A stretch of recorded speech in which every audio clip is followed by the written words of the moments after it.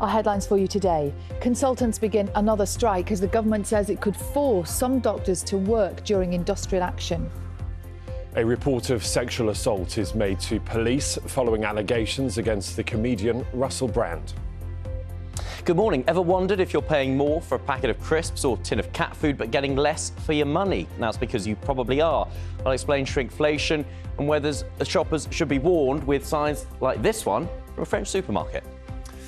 In sport this morning, Newcastle United prepare to make their Champions League return after a 20-year absence in what will be a special night ahead for the club and its fans. And the UK copes with dangerous flooding. Roads turned into rivers. The coastal town of Dawlish ran red.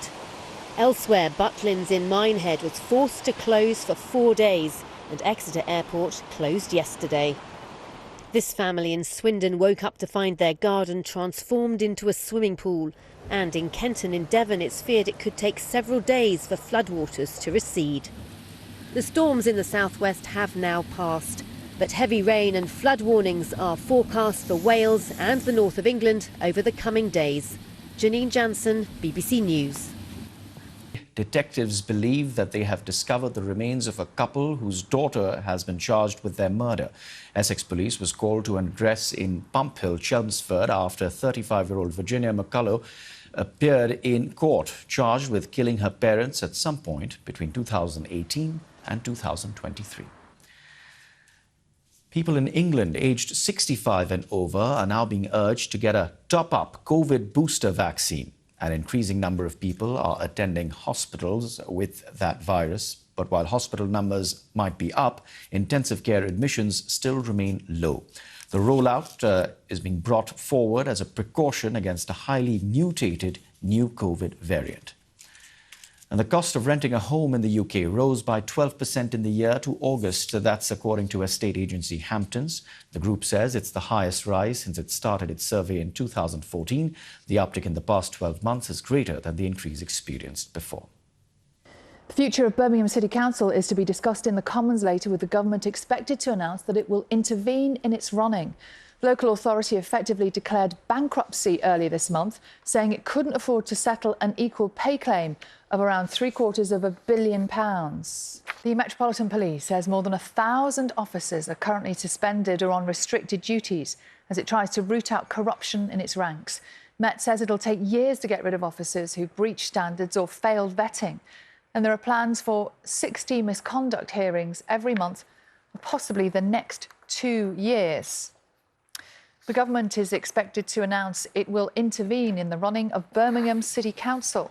The local authority effectively declared bankruptcy earlier this month, saying it couldn't afford to settle an equal pay claim of around £750 million. The government has shown a lack of leadership and deep-rooted complacency in regulating the water industry, according to a House of Lords committee. In an open letter to the Environment Secretary, peers have called for urgent improvements in the handling of the sewage problem and better protection for vulnerable customers. A new long-term contract has been awarded to the train operator Avanti West Coast. It will run for 3 years with a maximum term of 9 years. Avanti was previously told to improve after a period of poor performance, which it blamed on driver shortages and poor industrial relations. Fellow operator Cross Country has also been given a new contract for 4 years with a maximum of 8. Let's have a look at this morning's newspapers. We're going to start with the Daily Mirror. They're leading with the news that police have received a report of an alleged sexual assault in 2003 following media allegations against the comedian and actor Russell Brand. The paper says Brand, who has strongly denied any wrongdoing, now faces a police probe. The Telegraph, it reports that ministers are considering the introduction of a minimum service level that would force doctors to work during any strikes. We'll talk more about that. The Health Secretary will be with us. That's Steve Barclay at 7:30. The Met has warned it will take years to root out rogue officers in London, according to the Guardian newspaper. They say Britain's biggest force has revealed that 201 officers are suspended and 860 are on restricted duties. For the first time this morning at the front pages, The Guardian leads with a warning from the Metropolitan Police that it may take years to root out rogue officers throughout London, with nearly 1,000 officers either suspended or on restricted duties. That's one of our main stories. To the FT reporting about 1,600 Met Police officers and staff are being investigated for alleged violence against women or sexual abuse. The Telegraph says the government is considering plans to impose minimum service level guarantees on striking doctors as Westminster looks to tackle the dangers caused by upcoming industrial action. The Times continues its reporting on the allegations against Russell Brand, leading with the news that the Met Police are investigating a claim that the comedian sexually assaulted a woman back in 2003. He denies any allegations of wrongdoing. The Metro report that claim is separate to allegations that the comic and TV host raped one woman, assaulted two more and groomed a 16-year-old between 2006 and 2013. That is also the lead on the front page of the Mirror. The headline in The Sun asks how many more. Russell Brand continues, I say, to deny any wrongdoing. Now, the Eye details further fallout from the allegations as food bank and drug addiction charities sever ties with the comedian. The Daily Mail says Sir Keir Starmer has been accused of Brexit betrayal over his plans to rewrite the UK's deal with the EU.